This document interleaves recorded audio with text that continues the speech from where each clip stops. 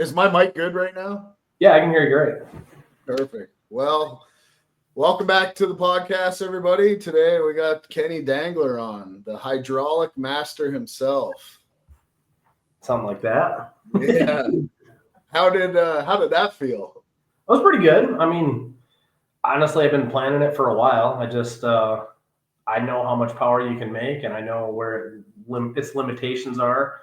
So I mean, it's like the third car that I've had basically the same combo in, and it was like, okay, I lost 200 pounds, and I went from 720 to 680s in the quarter, and then okay, well, I got to build a car that's 500 or 600 pounds lighter than the last one, because I know it's not going to really take much more power than I already did. So it's like anything, it's a recipe.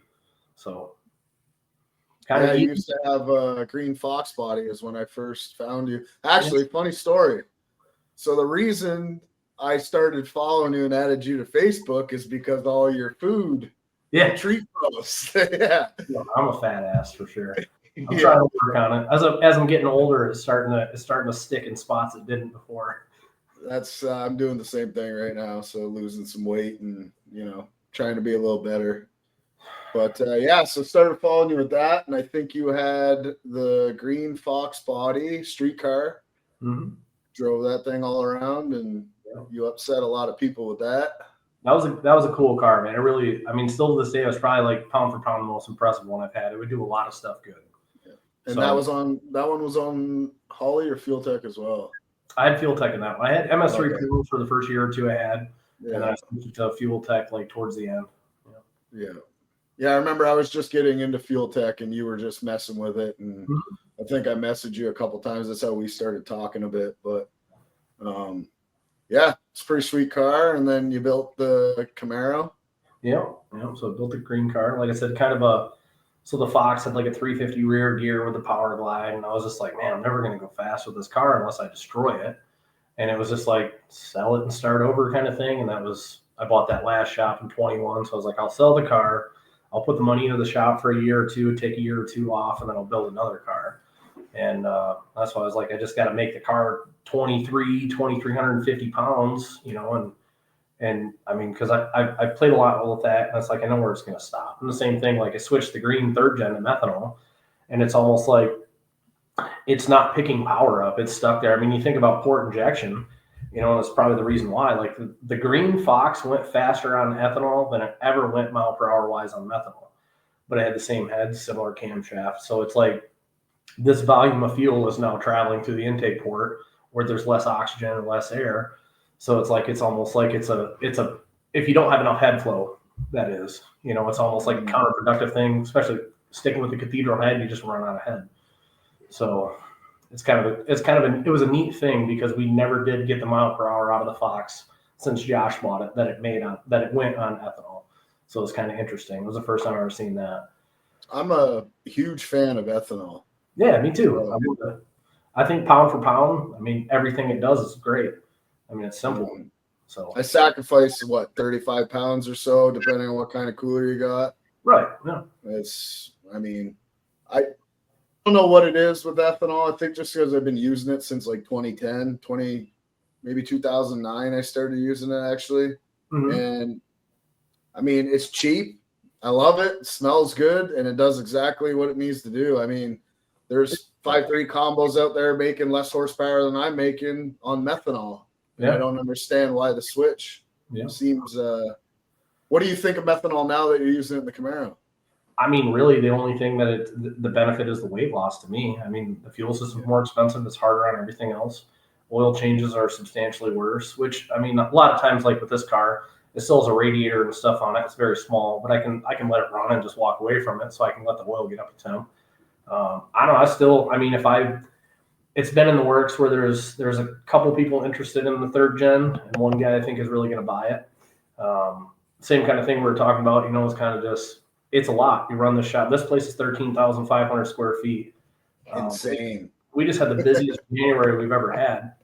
We just did more in January than we did for the last 5 months of the end of the year. So like, if this is how the year is going to go, I don't know if I'm going to have time to, go out to eat with friends at times. So it's like, so I think I'm going to sell it.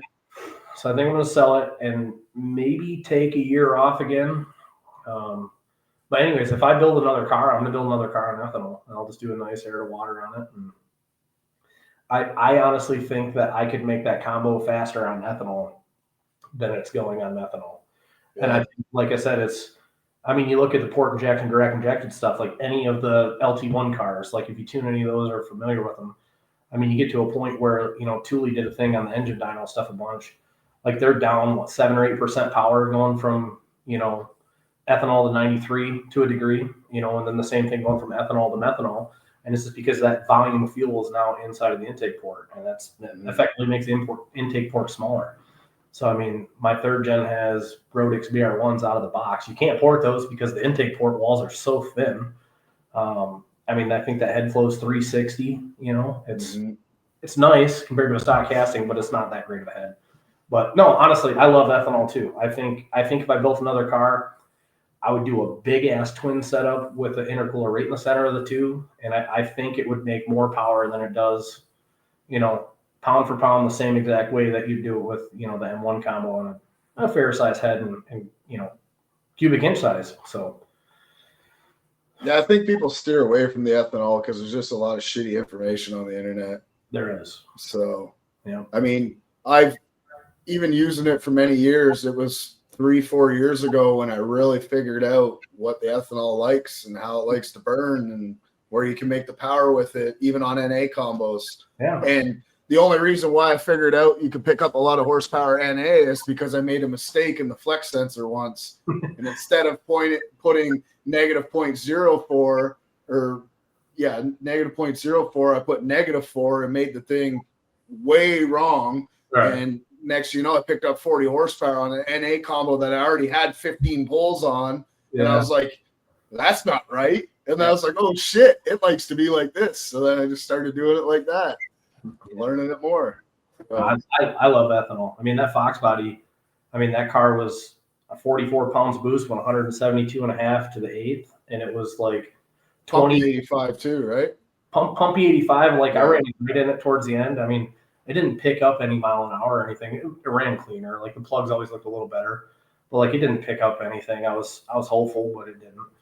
I went 680 at 202 on pump E85, and it was a single 98. It was like. Then I switched later to the other turbo, picked up a few mile an hour. I was like, I wish I'd have done this before. Yeah, Capizzi street car is a prime example of pump E85. Yeah. Exactly. That thing, pump it in. Go to the track. What do you go? 450s?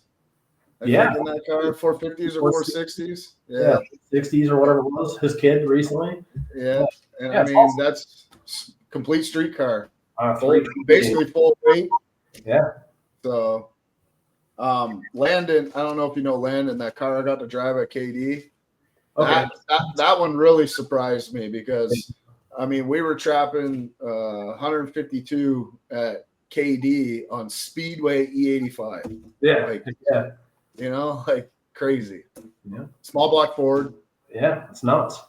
That's the first time I actually enjoyed driving a small block Ford. I'm not gonna lie. They sound good. Yeah, it impressed me. They're running. Yeah. You can hate them, but they're cool. Yeah, they're cool. They just cost so much to build. Yeah. No, I got a few friends that have them. They run pretty good. So it's like anything. It's you get into a point where you say, well, you can do a lot with a little, or you can do a lot with more. And it's like everyone says, the green car is so fast. Like it's money and it's a recipe. Like I knew what it was going to take. I bought good quality parts. Like we didn't have to do nothing to it. It was the can we started with, the converter we started with. We didn't send the converter out 20 times. We literally had an idea we put together. And if I wouldn't have went to that one event, like I would have turned the car up that day. But all my friends were like, dude, just run the event. Just when you got a chance to win. And I'm like, fine. Sucks. I wanted to try to blow the welds off the intake, so yeah. I don't like class racing and I don't like that stuff. I just want a PB. That's all I want to do. And that was like I built the green car with no classes in mind. Everyone's like, what are you gonna run? It's like I'm gonna try to go threes and then I'm gonna blow this thing up 50 times in the process to go faster. Like I don't want to go and just run the same number. That's not for me. Like maybe it's an ego thing. I'm not really sure, but really just a PB thing. Like I want to see what I can do with this car. Yeah, you seem like a guy that has got his act together now. You know what I mean? I tried. It took me a long time. No, I get it, man. I made some mistakes. not crazy mistakes like some people, but I mean, we get to a point where, and it's funny to say because the Fast and Furious quote, right? Like this stuff just calms us down and makes us straight and narrow. We make stupid decisions still, but it's like it's concealed into one spot now. So if you don't make mistakes, you're not doing dumb shit. You're never gonna grow. Yeah. You're not gonna grow. You're not gonna get better. I always try to Facebook or whatever it may be. Like I try to share when I fail too, because I mean, if you're not failing, you're not trying, and if you're not failing, you're just lying. Like so, I was doing that, and it started getting out of control with people.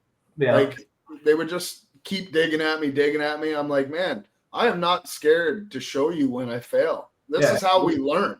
Mm-hmm. I would rather a guy that says, "Oh shit, we made a mistake. Let's not make that happen again," versus the guy that just always hides the shit. Yeah, I'm the best. I don't know. Yeah, it's a different world. It's a different world. That was last year. I built that blue Camaro.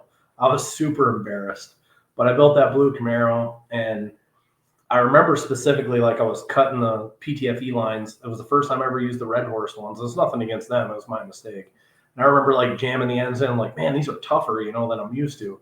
And I folded a piece of the PTFE in, and I was like, I got it, and I missed it. Went right in the number 8 hole, and like first pull on the dyno, like 1,050, torched the back cylinder. I'm like, damn, I'm an idiot. As soon as I pulled it out, I was like, I wonder if there's something in it. It should have been like super, it was like not working. All the other cylinders were like cold as shit. And I'm like, so I post on the old Facebooks, and I'm like, oh, look what I did. There's a chunk of white PTFE in the top of the injector hat. And I'm like, sweet, I'm an idiot. Yeah, that's me. Yeah. That's the first time I made like a stupid mistake in like 3 or 4 years too. So I was like feeling all good, and I was like, knock me down. I was like, oh, yeah. Build a fresh long block. Cool. Got the head and the block deck. Yeah, I get humbled once in a while here still. So you need it though. Sometimes we get on cruise control, think we got it sorted out, and something stupid will come back and say, not today. Got him. Yeah, it's funny. So how's the big old shop treating you? It is finally in the clear. Man, it was honestly the worst time of my life last year moving into this place. It turned out to be a nightmare for a lot of reasons and unforeseen stuff, but it was you go $1 million in debt and you do all this stuff and you drain all the liquid money you have.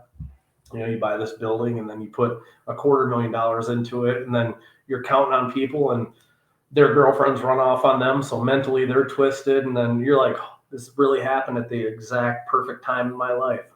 Mm-hmm. The people, it's like, it's not their fault, but it was like, damn, this is bad timing for all of us. So it was, I got my ass kicked last year, mentally beat right down. It was tough, but I think right after Christmas, things kind of settled back down. We started getting like good jobs that are nice paying jobs that are easy. They're not, sit around for 6 months. So a lot turned around after the new year. So January was awesome.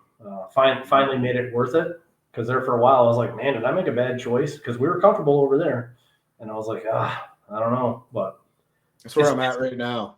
Yeah, it's nice now because we do have the space. So like, I think I got, you're Canada, so you got winter too. So a lot of these people don't understand, but like, we got 5 months of shit weather here. It's cold. And like right now it's like hurricane force winds outside. I don't know how it is for you, but like we got like 3 foot of snow this year. It's the worst winter we've had in 5 years in Gaylord, in Michigan.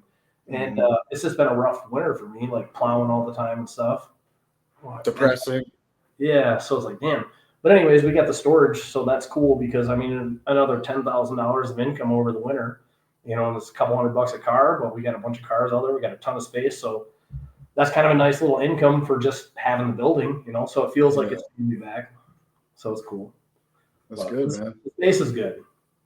People like you are who I like to follow just to keep me on the right track. Every time I feel beat down, you'll post, or Capizzi will post, or a couple of the other guys that follow post and just say, hey, keep fucking going. This is what we got to do. I know it was. So I had no intentions of leaving the old shop. especially not when we did, but we had a neighbor approach us, and he kind of like bugged me for a year. Hey, what's it going to take to get you out of here? You know, it's kind of one of those things where he's like, I need more room. You bought this building, and like you've only been here a few years. I've been here for 30. So what's it going to take to get you out of here? And it was just like, damn it, man. So, I mean, I don't know about your local economy, but it's kind of strong here. I mean, we live in a small town. Everything's super expensive. It's wild. So, like, I'm looking at buildings for 1.5 and 1.7, and I'm just like, damn it, is that worth it? Like, is it really worth it? You know, and it's like, because we got to the old place for $460K, and it needs some work, but like, I was sub 600 into it, and it was a nice workable place. So I'm just like, do I want to go from 600,000 to 1.5? And realistically, we're going to generate the same income. So that's going to come out of my, you know, the top end. That's going to come out of my pocket. And it was a tough time, like mentally, because I'm like, either do it or don't. You know, he's pressuring me, and finally, I'm just like, man, forget it. Let's do it. Like, what's the worst that's going to happen? I'm going to end up with a more expensive asset to sell later in life when I do decide I'm wanting to get out of this or whatever it may be. But it was tough, but we ended up getting this place, and it wasn't exactly what I wanted. The space is awesome, but it's really strange. It's like a big Z. So like the building is 240 feet across, but diagonally on an angle. So when I come to the office and I can walk back to the shop and up to the office, I'm like, damn, I just walked a half a mile. Like it's like, this is so far away. I hate it.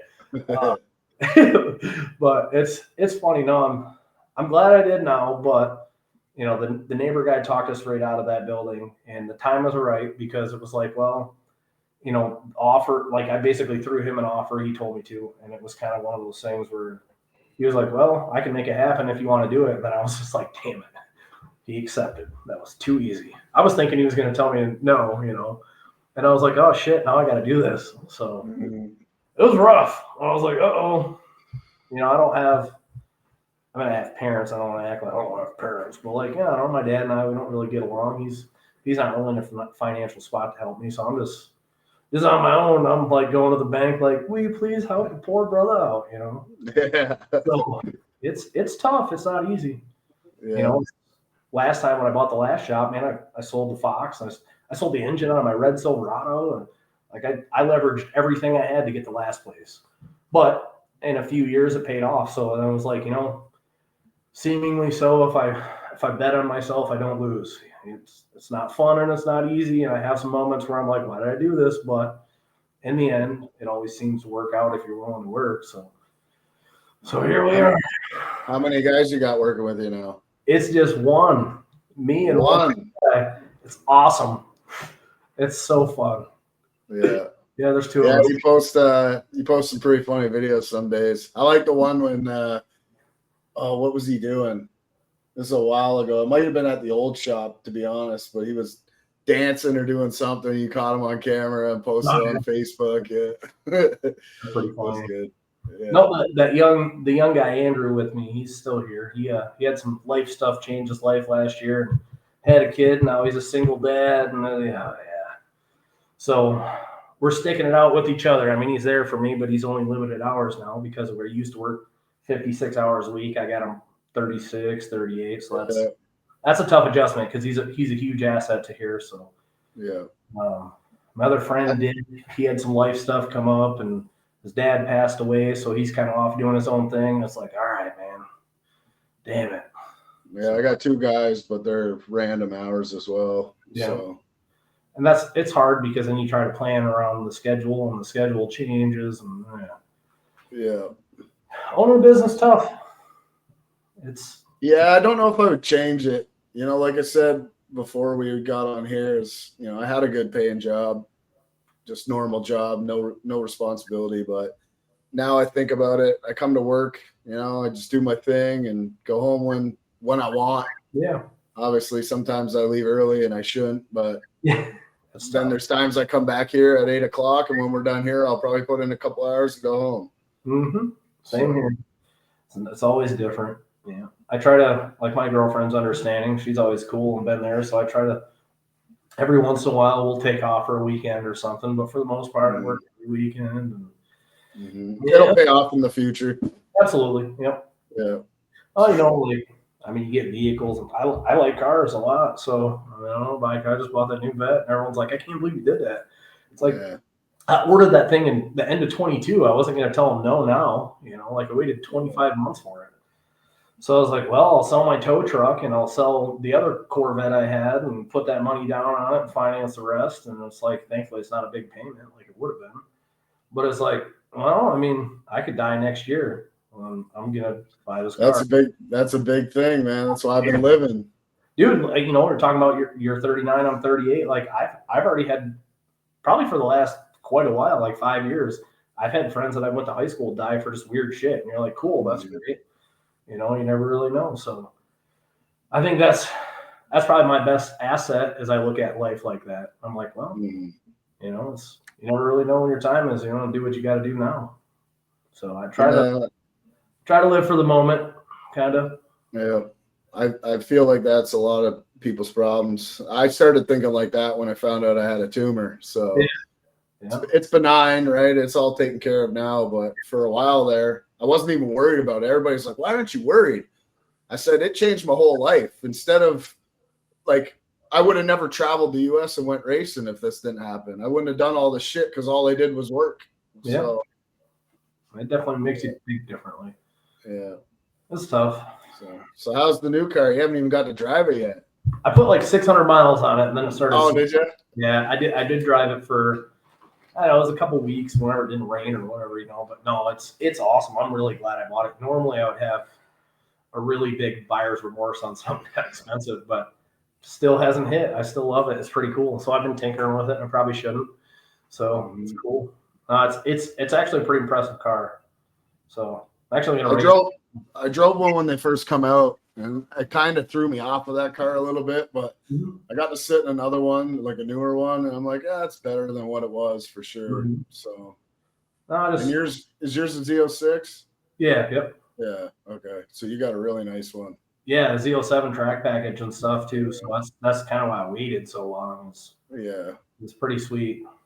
I've never really, I don't want to say never. I used to get into like the autocross stuff when I was in the Honda days, and I haven't really had anything that would work it. And I forgot that you were a Honda guy. Yeah, all the way through. Yeah. No, that's what I always had dreams, man. Ever since Fast and Furious days, I'm like, I'm gonna have a Honda and I'm gonna go 10s one day. And then I went 10, so I was like, I'm gonna go 9s, and everyone's like, yeah, right. And then I did, and they're like, holy shit, he actually did. So it was pretty cool. Remember the first time when Fast and Furious first come out? Did you ever go watch it in theater? I didn't. I missed the first one in theater because I was too poor. Did you? So we went to watch the first one, and I swear, when we left that place, there was probably 100 cars leaving that parking lot, just flying everywhere. Like, it was great. All 15-second Hondas and VWs and everything else. Yeah. No, I missed out on that. I remember specifically like begging my mom to take me, and she's like, we're tight on money right now. We'll watch. She worked at a movie store, so it was like, we'll watch it when we get the video. And I'm like, cool, sweet. So I never get to go to the movies. Never get to go to the movies because you get the early VHS tapes. Great. Yeah. Back when Blockbuster was the shit. Yeah. I miss those days for sure. I know they're all closed. It's wild. Everything's red boxes and online, and damn, they ruined life. They did. It made it too convenient. Yeah. No one wants to leave their house, I guess. Dude, like, we talk about that every once in a while too. Like, it's so weird because I've always been a people person. I always love going out and doing stuff. Yeah. And like places, I'm like, I'll talk to people and joke with them, and I'll pick on people in like public and in person, and they don't even know how to take it. Like, obviously certain people that do, but that's wild. Like, it's just weird how much people have shifted in the last 20 years. Like, kind of strange. I'd even say since like 2014, 2013. Yeah, that's when I noticed it got really weird. People just got weird. Yeah, that's strange. Like, we'll be in public and I'll joke with people, and they're just like, "Who the fuck is this guy?" You don't know who this fucking guy is? Pick on me, make fun, talk shit about my big nose, or like pull something. I love it when people pick on me. Like, it's great. No, it's the haircut for me, because you've had the same haircut since I started following you. Like, I know, no change. I cut it myself too, so I'm like, I'll fade it up the sides and I kind of half-ass get it, and in a week you won't even notice it sucks. Sometimes you got a perm or whatever that wig is you got. Yeah. I'm trying to look like my dad, thinking about or some shit. Yeah. It's good times. So what got you into tuning? Chevy Berettas. Ironically. Beretta. Damn, there's a car I haven't heard of in a while. Yeah, that's why do you see that blue one I got? Yeah. Did you play the song? I did. I should. You should have sent me a video. That thing rips. It does. Yeah, Berettas, man. Nobody really did anything with them back in the day. So we started tinkering on those. Like I blew my fair share of those up trying to spray them with nitrous. Back then you have a 140 horsepower engine and you bang on a 125. And you're like, I fucking can't keep the rods in this thing. It's crazy. So I don't know. It was pretty cool. Yeah. No, that's it. And then moved into the Hondas because they were substantially better than the Berettas were. Mm-hmm. So yeah, this is kind of 21 years of tinkering with that stuff. And then when I moved back to Florida in 2014, started working with my old boss and, got big into the LS stuff just because that's what we did. So I was like, I think 2015, I sold my Civic and started the Camaro. And that's what I was like, I'm just going to do this, I guess now. It's the Honda stuff. Where I live and where I was kind of dead. So yeah, just kind of stuck with the LS primarily. Yeah. If you would have stayed in Florida just a little longer, the Hondas are making a comeback. They are. I see that. It's great. Yeah. There's guys down there putting in work for sure. Yeah. Yeah. Spraying all their gearbox fluid all over the starting line all the time. Keeping fluid companies in business. Yeah. So you're mainly into sticky track racing. For the most part, I just don't have time to travel anymore, so it kind of screwed me there.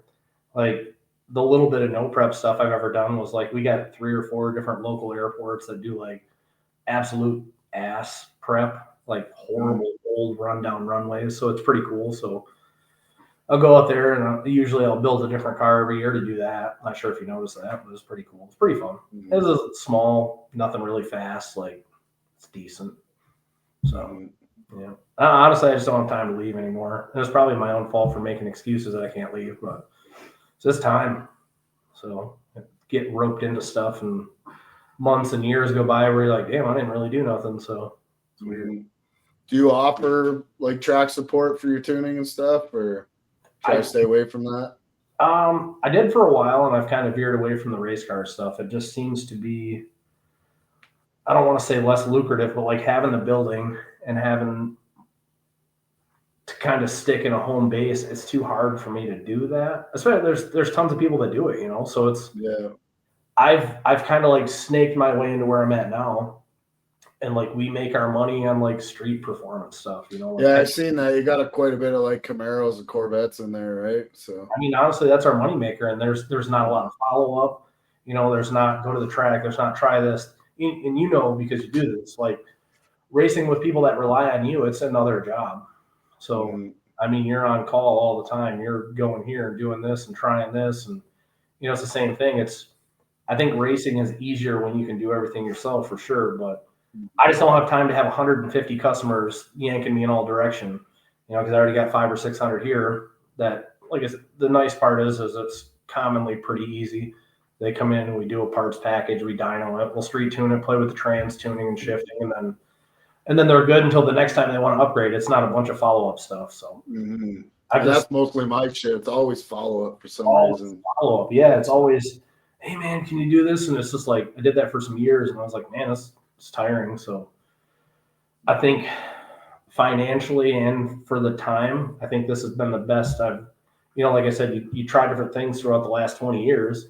I think this has been the best it's been for us because, like I said, even like since January, like we've done a few, but we've like invoiced and took payment on parts up front or whatever. But like we've got a ton of $25,000 cam head, fuel system package, Corvettes and Camaros, and it's just like, I don't want to say like it's easy money, but it just seems like it's easier money in the end of like I said, we just do a job. It might take 4 or 5 days.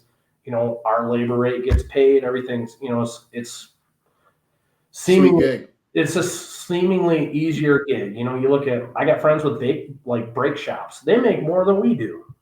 you know, and it's like, you guys are doing brakes on Dodge Dakotas and shit. And it's like, they just turn and burn these cars and get them out. And at the end of the day, when you're $1 million into a building, like, it's not always about doing what's fun. It's about doing what's going to pay the bills. So I said, just kind of over the years, I think this is the best thing where I can put a job in Andrew's hand and I don't have to babysit him the whole time.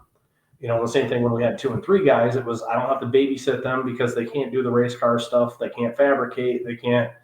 So it's like, I'm getting yanked in 4 directions, and it was exhausting. So that was my last change where we talked about being exhausted. Was I probably 21 or 22, I kind of stepped away from doing race car stuff for other people. You know, like I still got 3 or 4 customers that I've been dealing with for years, and they turn into friends.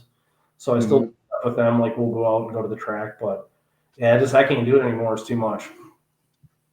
Yeah, so, you're only one guy, right?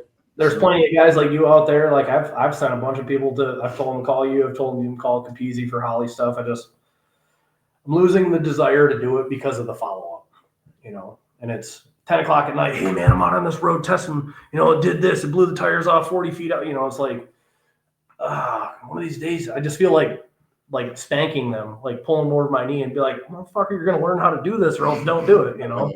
So it's like, it's always right when you always tell them, like, you got to give me some warning when you're going to test so I can plan for this. Yes. And then you don't hear from them for like 3 weeks. And then all of a sudden it's like, hey, I'm on this road right now and I only got 20 minutes to do this.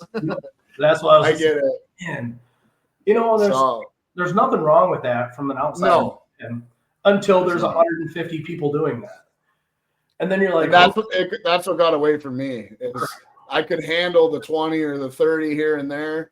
And then all of a sudden it was coming in, 20 or 30 every single freaking day. Yep. And then plus all the stuff that comes in email and the phone and this and that and the schedule that I already have going. And it got away from me. Like, I'm not scared to admit it. I mean, people have seen it's gotten kind of quiet for me, but I laid low for a while. Like, I don't post in groups. I don't do any of that stuff anymore. Yep. I have been just the last little while because, like you said, having overhead, it's much different now. So I'm trying to transition my business into, like you said, brakes, doing all the regular maintenance, have a couple guys doing that, and then still offer the fabrication stuff and keep the 2 guys I've had doing that, and then see where it goes.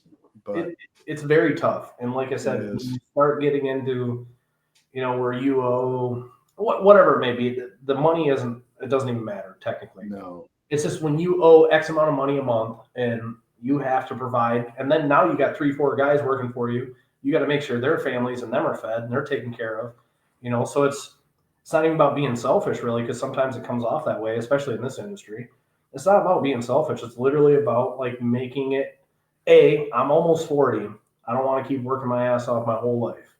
I don't want to work 100 hours a week. I want to come to work, try to figure out what's the best for all of us, where we can all make the most amount of money and go home in a decent time, or go cruise our cars, or go to not that I want to go to car shows. It's such an old white guy thing to do, but maybe I want to go to a car show on a Saturday and sit there and sip on some coffee. I don't know, but it's tough. It's a hard balance. So that's what, like, the last 3 years, I've spent more time trying to streamline the business than I have trying to do glamorous shit, because that's what I used to try to do. And that's another story. I tried to just do like all cool, glamorous jobs. So the internet was like, oh, look what he did. That's so cool. But there's this older guy here where I live, and he's bought a couple Copos brand new, and he's got a ZL1 I've done some work to. And one time he told me, like, I was talking to him about finances, and he was like, where you're, like an outsider looking in, where you make the most mistakes is you're trying to do all these $10,000 and $20,000 jobs that take you 2 months or 3 months, whatever it may be. He's like, I started a potato farm when I was a kid, or worked in my dad's potato farm, and I started to sell them globally. He's like, if you sell 3 million potato seeds for $1, you just made $3 million. But if you do, if you're limited on 50 jobs a year because they take a week at a time, this is when I was still working by myself.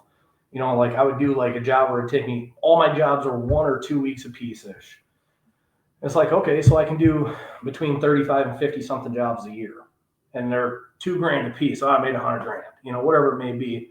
And he's like, that's where I think you're missing it. Is like, you know, you're trying to do too big of stuff that takes too long. It drags down. It sits on a hoist. You push it off the hoist. You push it back on the hoist.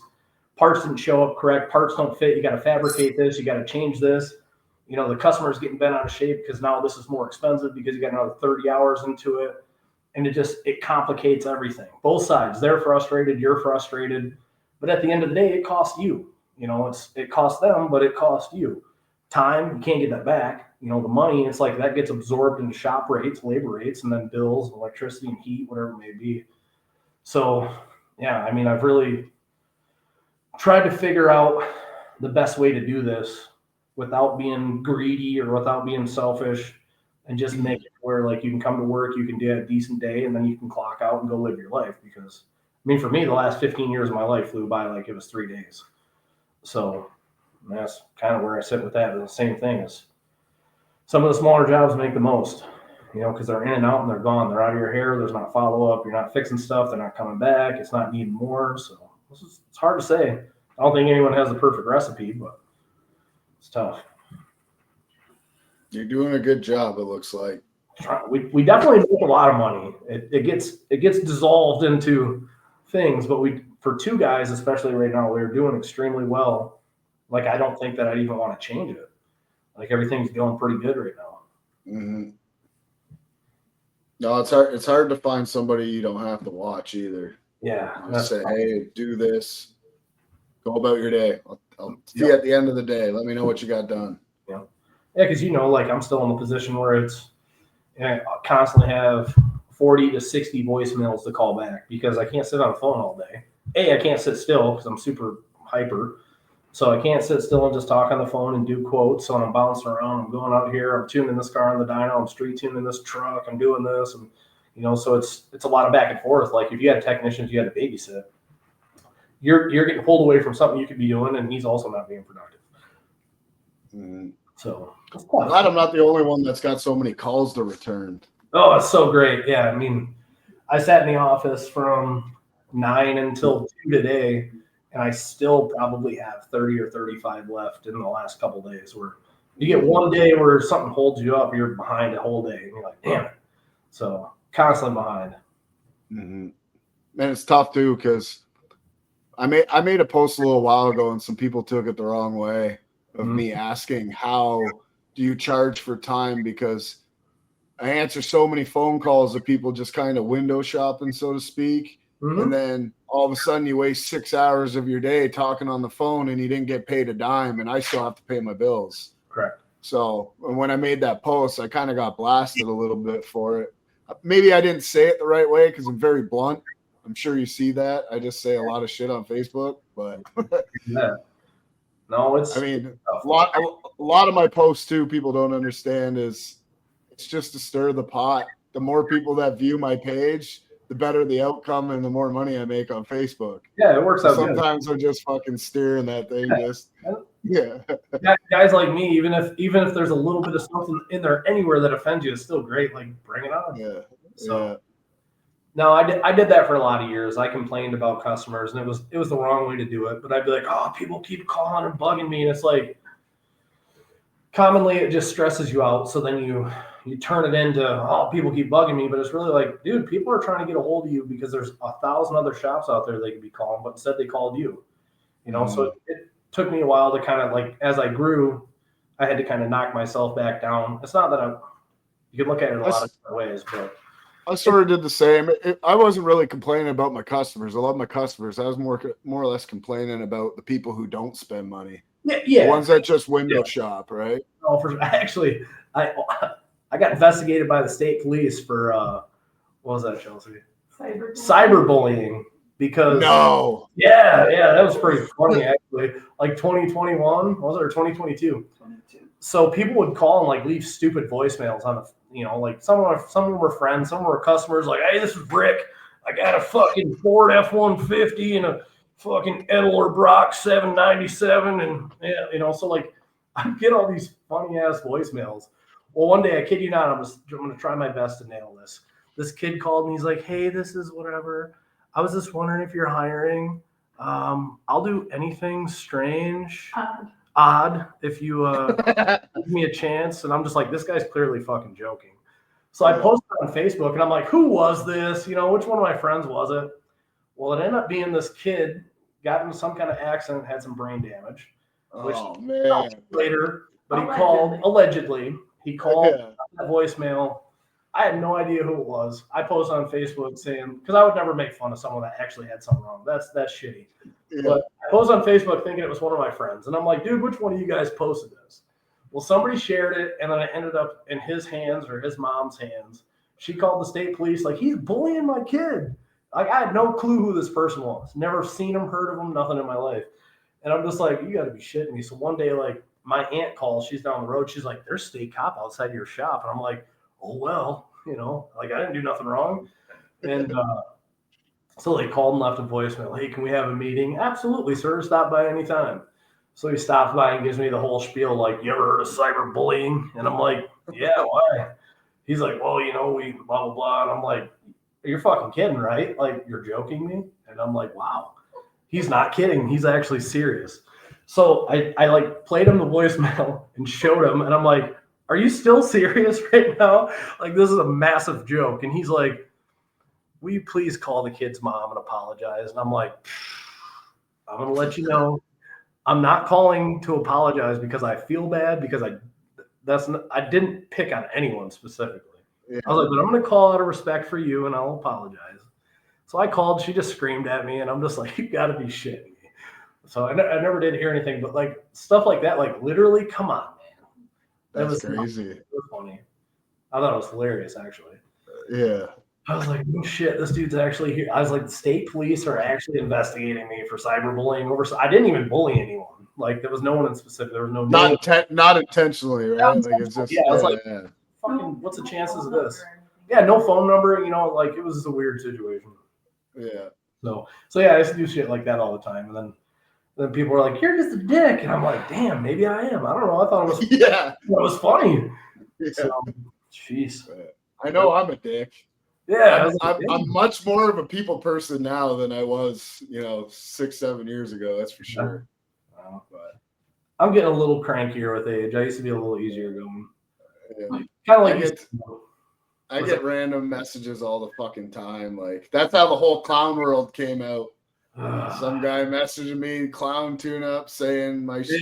Like, here's how I know, like, shit gets fucked up in someone's hands when they take something and they accidentally save over to do this and that. Because if you give me, like, a basic combo, all my basic combo tuning starts out the same until they want to get after it. Once we get after it, then we have a system of how we're going to get after it. So blaming me for all this crazy shit going on, like, that's not me. I'll post my tunes online. I'll show you it's not me. Yeah, unless it's like a methanol combo or something, I treat that different. Most street cars, they get a generic setup, like decent setup with a decent timing curve. But I don't know. That's how that whole guy, he hasn't messaged me since. So I used to get about one a month. And it was always the same thing, Clown World. And then I made that post, and I sold $2,500 in T-shirts. I was like, thank you. Thanks, dude. Yeah. That's the way you got to be, It's like, I don't care. I was kind of hoping he'd message me again with something else, because I'll just keep making T-shirts with whatever he says. That's funny. Yeah.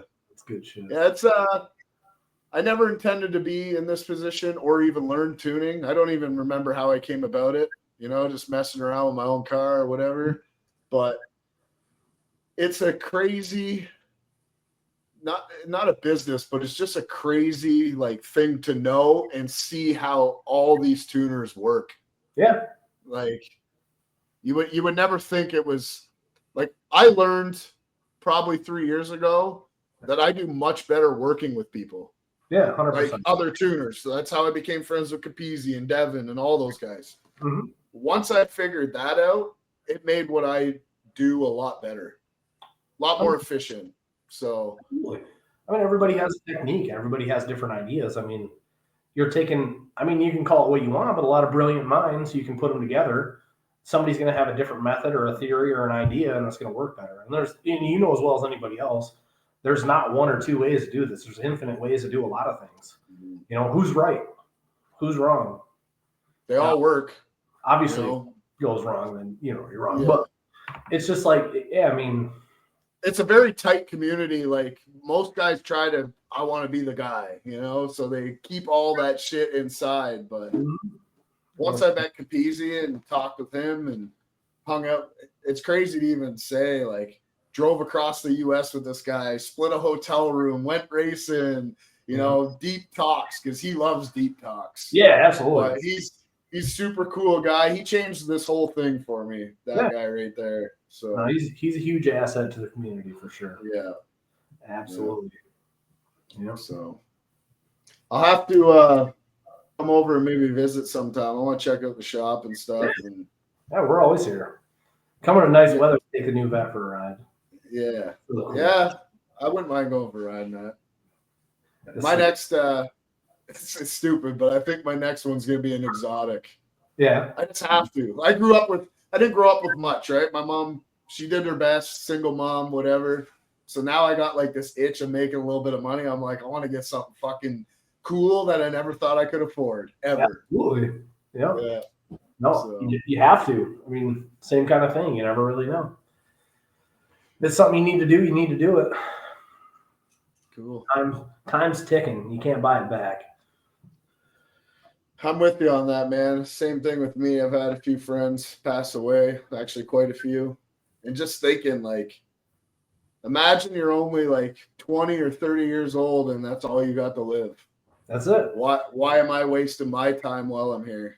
Yeah, what's the point of going to work? Why not just take off and go just live for a little while? I mean, that'd be difficult these days. Everything's so fucking expensive. But yeah, I mean, well, hopefully it turns around for you guys here soon. All right. Yeah, it is what it is. I mean, the same thing was actually just having a deep conversation with someone yesterday morning, like interest rates. Younger cat wants to buy a house, and well, the interest is 6.5%. So you're bringing stuff up, and you're like, when my mom bought her modular back in 1999, 11% was kind of normal for someone with a mediocre credit score. So it's like we got spoiled when, like, Chelsea and I's home is 2.7%. You know, it's like we got spoiled in 2020, 2021 because the interest rates fell for years straight, ever since like the 08 crash of everything. And it's like they progressively lowered interest rates to get people back into buying homes. But I mean, it's like anything else. The economy's a bubble. You're always going to have high points. You're going to have low points. You're going to have points where you struggle, points where you thrive. The only thing you can really do is just kind of try to plan the best you can. Be prepared for the worst. Like, I've been through so much bad shit in my life. I'm like, I don't really care what happens. I'll figure it out and I'll make it through. I always do and I always will. So nothing affects me. I'll spend every dollar I have at times and just be like, I don't care. It'll come around. If not, I have some stuff to sell if I need to. It is what it is. So it's wild. So definitely get something cool. Get what you got to get. Do it. Yeah, I'm gonna. I just got to get there.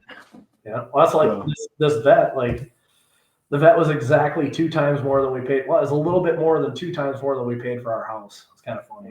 It's like, you know, like I know Chelsea just sitting there like, what the fuck is wrong with you? And I'm like, living it. I'm living the dream. Come on, she's got to like the car. Yeah, no, she doesn't. She likes my red Silverado.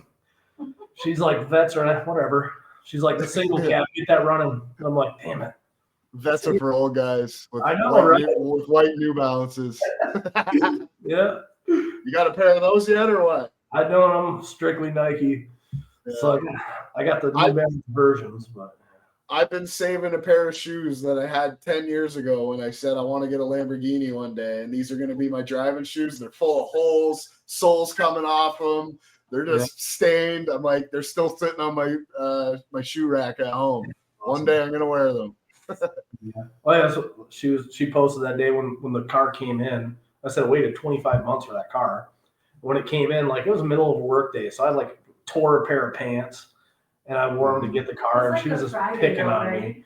She's like, "You just buy this $170,000 car and you have torn jeans." I'm like, it was all the way down the butt. Yeah, I don't care. It's fine. So funny story. Car though, didn't I?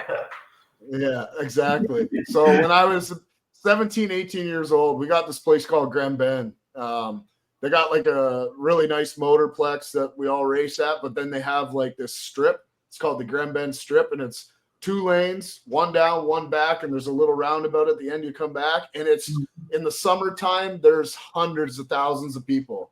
And I remember driving down the strip on my buddy's shitbox Honda Accord. We had the tunes cranked, and I remember watching this guy get out of a Lamborghini, and his white shirt, stains all over it, his hands fucking dirty, all this shit. Like, I was like, that's exactly what I want to look like getting out of one of those. I love it. Just like a fucking hobo. Yeah. No, it's great. Like, we lived in this little shithole town, like just less than 1,000 people. And like, I got in trouble back in the day, and everyone just hated me and talked shit about me, and it's fine.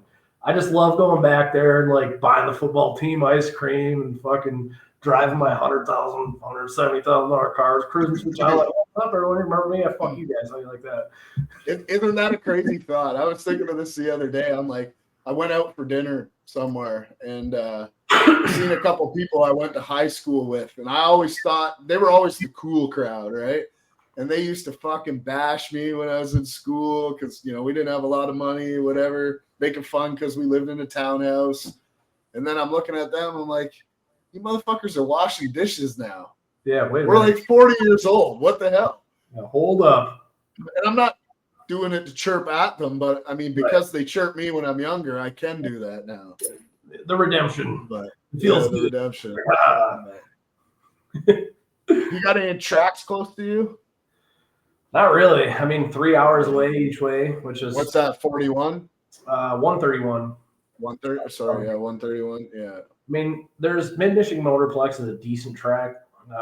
We used to go a lot more, but they do a lot of like big tire bracket stuff. So it's don't really have any cool events or anything like that for us. So You got good side by side up there, though, right? yeah, that seems to be huge. Yeah. Those things are the fucking ticket. Yeah. Four wheelers and Can-Am X3s on HP tuners. Yeah. That's if I could only do that, that's what I would do. Yeah, pretty cool. They come to it's the same thing with your Corvettes and your Camaros. They come to you running. I want to put a pipe on it, and I want to put my stack or my snorkel kit on with my front rad and just put a tune on it. Hell okay, boom, boom, boom, and out the door. Yeah. No, I didn't get into those ever. We got a shop here in town that does snowmobiles and side by side, so we're good friends. So I let them do their thing. I don't intrude, so I send everyone over to them. But no, they stay pretty busy. So they do some cool shit too. So they've done like 1,000 horsepower snowmobiles. I'm like, what the fuck? This is wild. Could you even imagine riding 1,000 horsepower sled? No, my last one, I had a turbo sidewinder that was like, it was stock turbo. It probably made 320 or 330 flywheel. That thing was fun as hell. It's like I could imagine 700. They're doing like GT30s on some of these. It's like, damn, like tiny. Man. So I used to think the old fucking Formula whatever were fucking fast back in the day. Or something. Yeah. Yeah. No, What they call those things with the triple pipes? I can't remember. I don't remember. Fuck. It's been so long. Yeah. You're the Canada guy. You should know this shit even more. Man, I get the same weather you get. No, I'm just kidding. That's what we're We only got 1 inch of snow right now. Do you? Well, I live on so you know where Port Huron is. Yeah. Yeah, so we live right across. So if your weather comes this way, most of the time it'll hit the lake and it'll go around us. Yeah, that's fucking terrible here. We got like 3 feet right now. Yeah. It's awesome. That's not awesome. It sucks. Yeah. I've been plowing every day since Thanksgiving. It seems like we get 3 inches, 2 inches, 3 inches, 6 inches. I'm like, fuck. We got 148 inches this season. 148. Yeah, so our national or our yearly average is like 152 inches in Gaylord. We've already got 148. So it just won't stop this year. And I'm like, cool, this is sweet. Love it. When does it clear up for you normally? March? End of March, beginning of April. Usually by the beginning of April, it's nice. And then, we might get like one snowstorm that lasts a day. But yeah, about March, April, end of March, sorry.